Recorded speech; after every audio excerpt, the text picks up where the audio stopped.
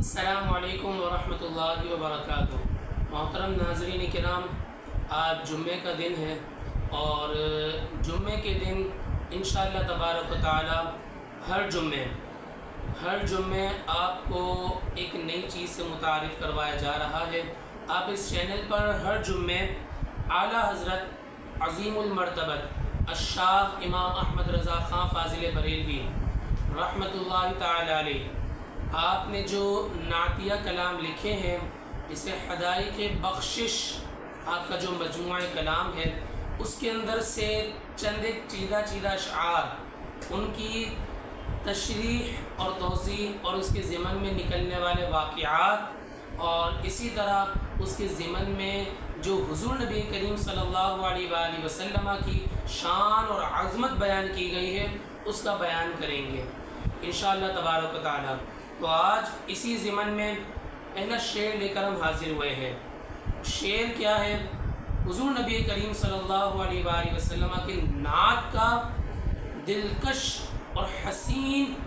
منظر ہے۔ آپ جب سنیں گے تو یقیناً آپ کا دل باغ باغ ہو جائے گا۔ چنانچہ اعلیٰ حضرت اپنے کلام میں فرماتے ہیں کہ حسن یوسف پہ کٹیں مصر میں انگشت زنا۔ حسن یوسف، حضرت یوسف علیہ السلام کے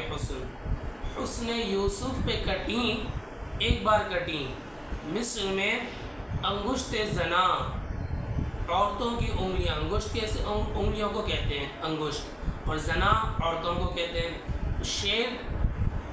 حسن یوسف پہ کٹیں مصر میں انگشت زنا، اور سر کٹاتے ہیں تیرے نام پہ مردان عرب۔ حضور نبی کریم صلی اللہ علیہ وسلم کے صرف نام مبارک پر، آپ کے نام نامی اس میں گرامی پر، مردان عرب کے جو مرد ہیں وہ اپنا سر کٹوا دیتے ہیں، اور صرف ایک بار نہیں کٹاتے بلکہ بار بار کٹاتے ہیں۔ فرمایا سر کٹاتے ہیں تیرے نام پہ مردان عرب۔ حضرت یوسف علیہ السلام، حضرت یوسف علیہ نبینا علیہ الصلاۃ والسلام، آپ ان کا واقعہ یقیناً جانتے ہوں گے کہ جب عزیز مصر کی بیوی زلیخا، حضرت زلیخا، آپ نے جب ان کو دیکھا تو آپ ان کے حسن پر فریفتہ ہو گئی، کیونکہ حضرت یوسف علیہ السلام کو اللہ تبارک و تعالیٰ نے بڑا حسن عطا فرمایا تھا، اور چہرے کی نورانیت یہ انتہا درجے کو پہنچی ہوئی تھی۔ اللہ تبارک و تعالیٰ وہ اپنے ہر نبی کو کوئی نہ کوئی ایسی چیز عطا فرماتا ہے جس سے وہ دیگر سے ممتاز ہو جاتا ہے۔ تو حضرت یوسف علیہ السلام کو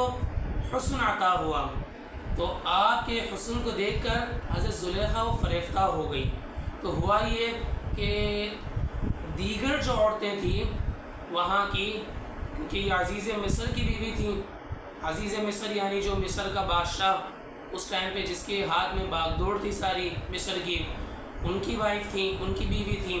تو عزیز مصر کی بیوی ہو کر اور حضرت یوسف علیہ السلام اس وقت ان کے گھر میں بطور غلام تھے۔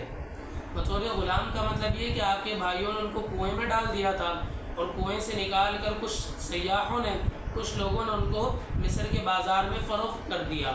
اور مصر کے بازار میں فروخت کیا تو ان کو عزیز مصر نے خریدا۔ تو عزیز مصر کے پاس آپ بطور غلام تھے، اور عزیز مصر کی جو بیوی تھی وہ ان پر فریفتہ ہو گئیں۔ تو دیگر جو عورتیں تھیں، اور آپ کو یہ بات معلوم ہے کہ جب ایک عورت کوئی کام کرے تو وہ دیگر عورتوں کو بتاتی ہے، تو دیگر عورتیں ان پر ہنستی تھیں۔ چنانچہ قرآن پاک میں اس کا اس طرح سے ارشاد ہوا کہ وقال نسوة فی المدینہ، وقال نسوة فی المدینہ امرأۃ العزیز، کہ کہا عورتوں نے شہر کی، امرأۃ العزیز تراود فتاها عن نفسی، کہ جو عزیز مصر کی بیوی ہے یعنی حضرت زلیخا، وہ اپنا دل ایک لڑکے پر ہار بیٹھی ہے، قد شغفها حبا، اور وہ ان کی محبت میں، ان کی محبت جو ہے وہ حضرت یوسف علیہ السلام کی محبت ان کے اندر راسخ ہو گئی ہے۔ انا لنراها فی ضلال مبین، تو عورتیں ان پر طعن و تشنیع کرنے لگی، طنز کرنے لگی، کہنے لگی کہ بے شک ہم تو اسے کھلی گمراہی میں دیکھتے ہیں، حضرت زلیخا کو، کہ وہ ایک لڑکے پر عاشق ہو گئی، ایک لڑکے پر وہ خود رفتہ ہو گئی ہے، ایسا کیا ہوا ہے؟ فلما سمعت بمکرہن، تو جب ان کی باتوں کو حضرت زلیخا نے سنا تو حضرت زلیخا نے کیا انہوں نے بتایا ان کو کہ یہ نہیں بتایا کہ وہ بہت حسین ہیں، بلکہ کہا کہ ان کو ڈائریکٹ میں دکھا دیتی ہوں۔ تو انہوں نے ایک دعوت رکھی اور اس میں ساری جو شہر کی بڑی معزز گھرانے کی عورتیں تھیں ان کو بلایا، اور ارسلت الیہن، ان سب کو بلایا، اور پھر بلا کر کیا کیا کہ ان کے ہاتھ میں ایک سیب دیا اور دوسرے ہاتھ میں چھڑی دی، اور ہاتھ میں سیب اور چھڑی مطلب ان کی مہمانوں کی خاطر تواضع کے لیے دی، اور ساتھ ہی ساتھ یہ کیا کہ حضرت یوسف علیہ السلام کو بلایا کہ یوسف ادھر آؤ۔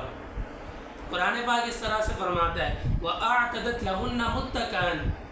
کہ ان سب کو آرام سے بٹھایا، ان سب کو تکیہ لگا کر ٹیک لگا کر بٹھایا، وَآتَتْ، اور دیا، كُلَّ وَاحِدَةٍ مِّنْهُنَّ سِكِّينًا،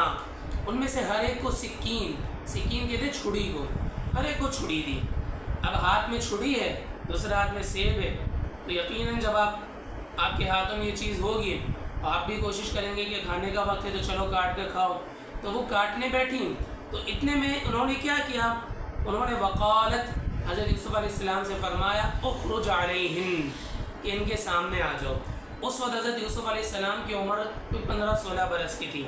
تو حضرت یوسف علیہ السلام ان کے سامنے آئے، فلما رأینہ، تو جب انہوں نے حضرت یوسف علیہ السلام کو دیکھا، جب ان کو دیکھا، اکبرنہ، تو انہوں نے اللہ کی کبریائی بیان کی۔ یعنی جب آپ کوئی ایک ایسی چیز دیکھیں کہ جس پر آپ دیکھ کر حیرت میں مبتلا ہو جائیں تو آپ کے منہ سے نکل جاتا ہے اللہ اکبر، یہ بھی کیا چیز ہے، کیا چیز میں نے دیکھ لی۔ تو انہوں نے اس طرح اللہ کی کبریائی بیان کی، اور کیا کہا، اور کیا ساتھ میں کیا، وَقَطَّعْنَ أَيْدِيَهُنَّ، اور ساتھ ہی ساتھ اپنے ہاتھ کاٹ لیے۔ تو اس واقعے کی طرف اس شعر میں اعلیٰ حضرت نے اشارہ کیا ہے، جو قرآن پاک کا واقعہ ہے جس کی طرف اعلیٰ حضرت نے اشارہ کیا، یہ تلمیح کہلاتی ہے۔ اشعار کے اسلام میں اس کو تلمیح کہتے ہیں، کہ تلمیح کے ذریعے اشارہ ہو جائے ایک واقعے کی طرف، 4-5 مختصر الفاظ میں پورے ایک واقعے کی طرف اعلیٰ حضرت نے اشارہ کر دیا۔ یہ بھی ایک بڑی جو اعلیٰ حضرت کا جو شاعرانہ انداز ہے۔ فرمایا حسن یوسف پہ کٹیں مصر میں انگشت زنا۔ اب آپ غور کریں، انہوں نے حضرت یوسف علیہ السلام کے حسن کو دیکھا اور اپنے ہاتھوں کی انگلیوں کو کاٹا نہیں، بلکہ کیا ہوا، ہاتھوں کی انگلیاں کٹ گئی، بے اختیاری طور پر کٹ گئی،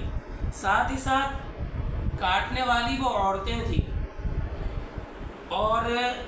کٹیں یعنی ایک ہی بار کٹیں، ایسا نہیں کہ بار بار یہ واقعہ درپیش ہوا۔ یہ سب چیزیں آپ نے جب غور کر لی تو اب دوسرے مسئلے پہ غور کریں۔ فرماتے سر کٹاتے ہیں تیرے نام پہ مردان عرب، کہ جو حضور نبی کریم صلی اللہ علیہ وآلہ وسلم آپ کے حسن پر نہیں، اگر آپ کا حسن دیکھ لیں تو معاملہ کیا ہو ہمیں بھی نہیں پتا، لیکن حضور کے محض نام نامی اس میں گرامی کی جب بات آ جاتی ہے، حضور کی جب شان و عظمت کی بات آ جاتی ہے، حضور کی جب ناموس کی بات آ جاتی ہے، تو فرماتے ہیں کہ عرب کے شہسوار مردان وہ کٹواتے ہیں، اور کیا کٹواتے ہیں، انگلیاں نہیں بلکہ سر کٹواتے ہیں، انگلیاں نہیں کٹواتے اور سر کٹواتے ہیں، اور ایک بار نہیں کٹواتے، بار بار کٹواتے ہیں، اور بے اختیاری طور پر نہیں کٹواتے بلکہ اپنے اختیار سے کٹواتے ہیں۔ تو آپ یہ ساری باتوں کو جب غور کریں گے، اعلیٰ حضرت آپ کا عشق آپ پر خود بخود واضح ہوگا کہ اعلیٰ حضرت کس طرح عشق کرتے تھے۔ آپ کی شاعری سے، آپ کی تالیفات سے، آپ کی فتاوی رضویہ، اس کے اندر جو رسائل ہیں ان کے مطالعے سے آپ پر واضح ہوگا کہ اعلیٰ حضرت کس قدر عشق و محبت میں حضور نبی کریم صلی اللہ علیہ وسلم کے عشق و محبت میں گرفتار تھے، گویا کہ فنا فی عشق رسول اللہ صلی اللہ علیہ وسلم کے درجے پر پہنچے ہوئے تھے۔ اب آپ کو میں ایک نقشہ تقابلی بتا رہا ہوں۔ حضور نبی کریم صلی اللہ علیہ وسلم کے محض نام مبارک، آپ کے نام مبارک، اور حضرت یوسف علیہ السلام آپ کے حسن، یہاں کٹانا پایا جا رہا ہے کہ بذات خود عمدن کٹا رہے ہیں، اور یہاں پر کٹنا پایا جا رہا ہے بلا قصد بلا ارادہ، اور عرب لوگ کاٹ رہے ہیں، عرب اپنے سر کٹوا رہے ہیں، وہ جاہلیت میں مشہور ہیں، یعنی عرب لوگ وہ جاہلیت میں مشہور ہیں، خود سری میں مشہور ہیں، وہ تو عرب کے بارے میں آپ کو پتہ ہے کہ دور جاہلیت میں ان کی کیا حالت تھی. فرماتے ہیں کہ وہ تو پھر جو وہ تہذیب والے لوگ بھی نہیں تھے، لیکن جب حضور کو دیکھا، جب حضور کا نام نامی اس میں گرامی آ گیا، تو پھر انہوں نے جب کلمہ رسول اللہ کا پڑھ لیا تو پھر ساری تہذیب، تمدن، ہر چیز ان کے حصے میں آ گئی. اور وہاں جنہوں نے کٹوایا مصر کی عورتوں نے، مصر کی عورتوں نے انگلیاں کٹوائیں، مصر کی عورتوں نے انگلیاں خود کی کاٹ لی. تو وہاں پر کون ہے؟ عورتیں ہیں اور مصر ہے. فرماتے ہیں یہاں پر سر قربان کیا، وہاں پر انگلیاں قربان کی گئی. ادھر مردان عرب تھے، مرد تھے، ادھر زنان مصر تھی، مصر کی عورتیں تھیں، اور ادھر سر کٹاتے ہیں، یعنی سر ہتھیلی پر ہمیشہ ہوتا ہے، اور ادھر انگلیاں کٹیں اور صرف ایک بار کٹیں.